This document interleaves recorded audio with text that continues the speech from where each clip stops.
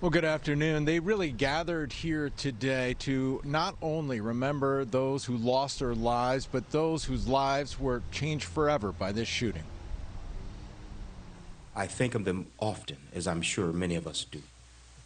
I think of that fateful day often. And I remember that calm Friday afternoon when things changed so quickly and so permanently. In one respect, it feels that 4 years have gone by so quickly.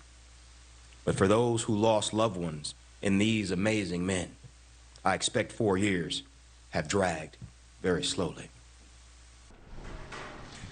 The memorial service was held at the Aurora Historical Society. It's here that the 5 crosses to the victims reside. Each of the crosses has the victim's name, photos, and messages of love on them.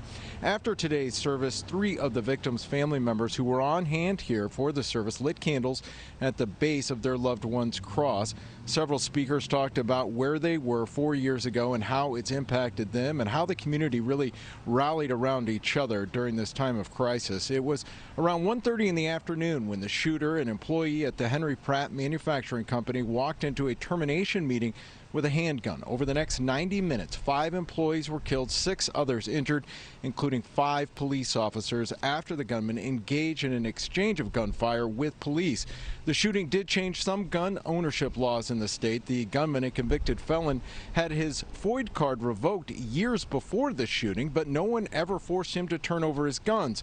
The new law passed in 2021 gave state police more resources to try and clear the backlog of voided FOID cards and recover those firearms. But today was all about remembering those who died and so many others that have been hurt by this shooting. Anita Lewis, a Kane County board member and a former longtime employee of Henry Pratt, knew 4 of the 5 victims personally and recalled memories of Russell Byer, Clayton Parks, Vicente Juarez, and Josh Pinkard.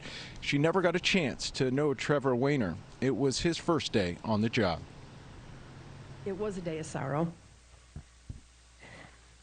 Not just did we lose these 5, but it felt like we also lost much of our innocence here in Aurora. The world just became a darker place that day.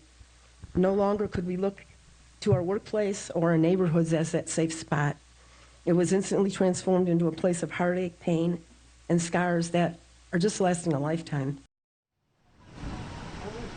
Now, a bench memorializing the 5 victims of this shooting is going to be moved from a museum here in Aurora to a more public place so more people can go and pay their respects. We are live in Aurora. I'm Eric Robb, WGN News.